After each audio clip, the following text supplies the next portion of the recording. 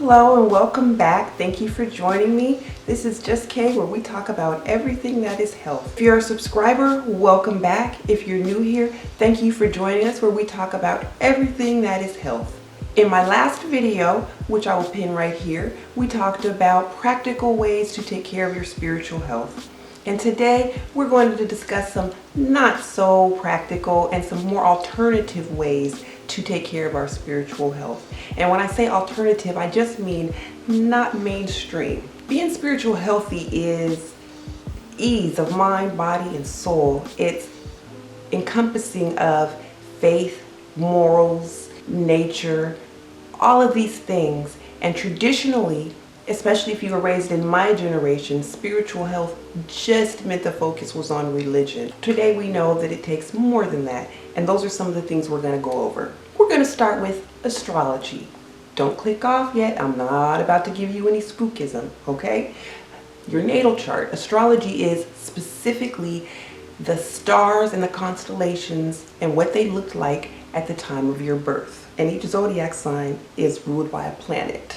These planets have energies that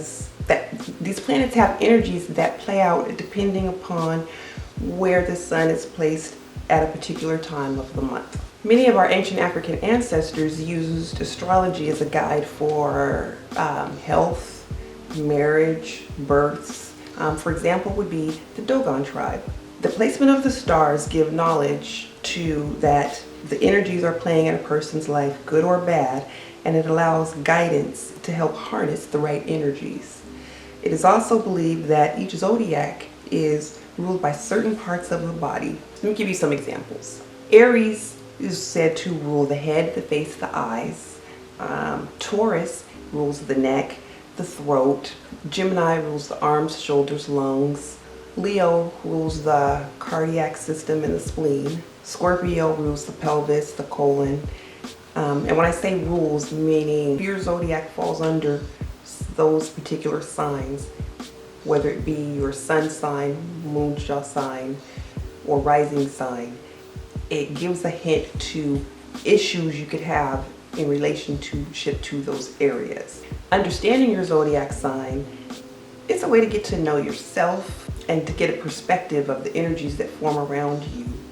So for all of those who are in my generation, I'm going to give you an example. If you were to type in the information for your natal chart, which is your name, day of birth, time of birth, place of birth, and pull up a chart, there is a spot in there where you can go and see what was happening in the world at the time of your birth. And if you look that up, you'll find it's actually pretty accurate. For example, I was a 70s kid, and in the zodiac chart, it speaks of revolutionary, coming off of the civil rights movements and the hippie movement, the things that my generation was born into this world concerned about, worried about, dealing with, taking care of. The thing that knowing astrology, the little bit I know of it, has done for me is it has shown me where my weaknesses are and some of my strengths are. It's given me harness to some of those things I need to work on and some of those things that I need to push forward to make myself a better person. Another thing that is becoming common nowadays, especially amongst my people, is honoring your ancestors. Now this has been going on for a long time. So a loved one passes on and a smell that reminds you of them just suddenly is around you, or something that they liked to do is just there, and every time you look at it, it reminds you of that ancestor. Or when my father passed, I used to put on one of his favorite shirts just to feel close to him. When you pour one out for a dead homie, you're honoring an ancestor. So again, not spookism. The most important thing about ancestral worship is when you're honoring the person or paying libations to the person who has passed on, you're essentially asking their energies to come down and be close to you and mix with yours. Again, we're not doing spookism. It's like I said, Everything in this world is energy. It's an energy to harness, and it's all around you. You choose how that energy plays out in your life. Ancestral worship is a way of getting guidance to those energies. Or even if you want to look at it this way, it's feeling close to those who have moved on, that have helped you or inspired you in life. And it doesn't have to be a relative. It could be Maya Angelou, someone I consider an ancestor, and she is one that I will pay libations to. We can go all the way back to the goddess of the sweet water, Oshun, but we're not today. Today we're just going to focus on these different ways to take care of your spiritual health. Ancestral work honor is one of them. And I'll tell you, a lot of the old tales we grew up on, for example, the boy who cried wolf. A lot of people probably don't know that story today. Or that old recipe that an elder had that they hand to you every time they get sick, that made you better every time. These are the energies that we are trying to harness to help us through, even though those ancestors have passed on. African holistic health has been a part of African heritage for a long time.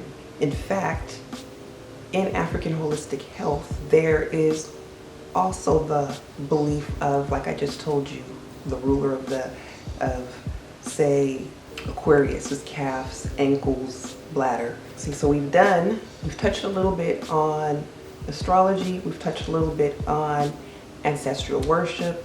Now we're going to talk about crystals. Don't trip. Again, I'm not going to give you some hocus pocus, okay? Crystals are like the Earth's DNA. It's said that the structures of crystals can absorb, conserve, and focus, then emit energy on an electromagnetic wave band.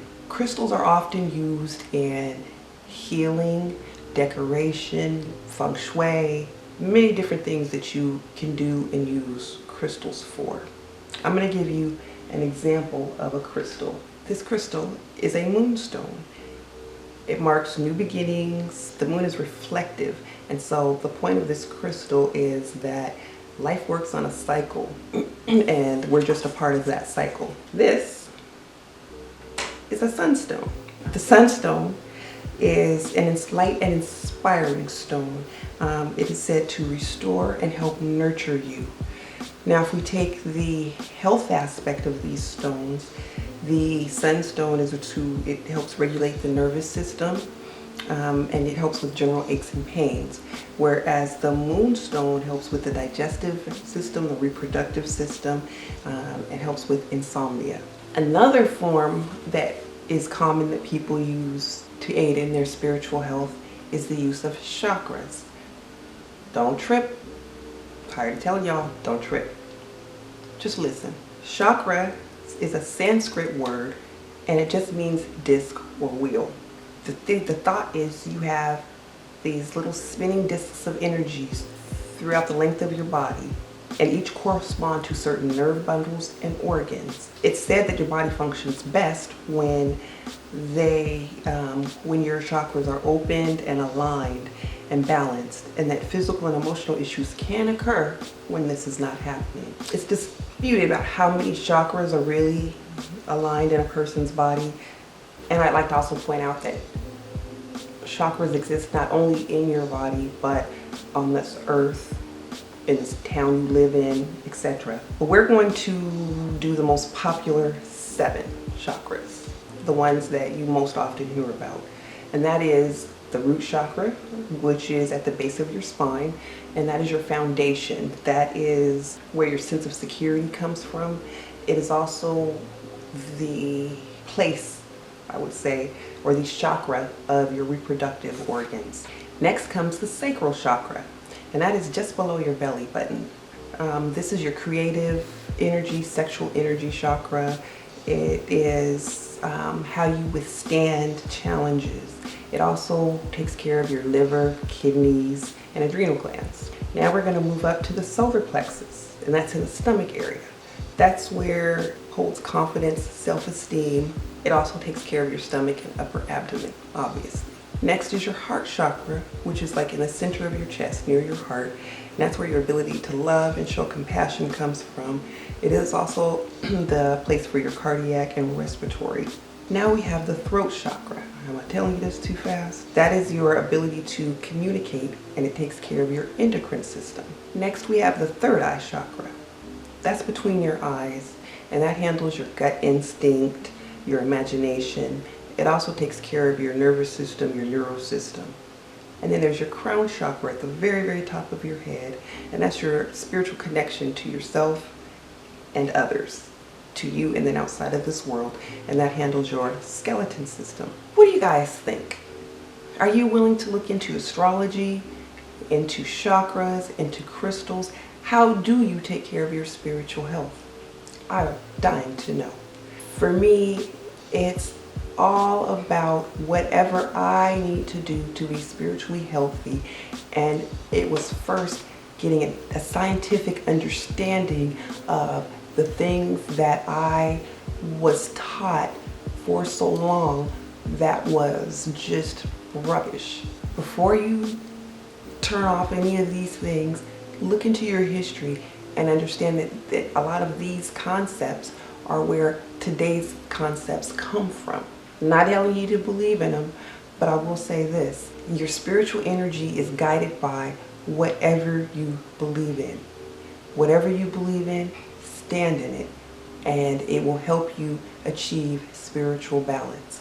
I will say, remember that health, spiritual health, the health of your body, it's all mind, body, and soul. It's all tied together. You can't ignore one and think that the other piece is running optimally. And that's what we're all about here in this channel. I'm going to link to you. I'm also going to show you my last video before the last, where we start talking about my spiritual health journey, to give you a kind of an idea of what I'm talking about. We also have things coming up on this channel. I told you I was going to take you in the kitchen to show you how I make my sweet potato pie, and we're going to do that over a discussion of religion versus spiritual health. It's not going to be a contest of which is better, which is worse. I'm actually going to show you the benefit of religion to your spiritual health. I love you guys. I appreciate you. I thank you. Please like, subscribe, click that bell, and share as we build our family together. We're going to be happy, healthy, and prosperous all together, y'all. Thank you so much. I hope you enjoyed this video, and I'll see you in the next time. Bye.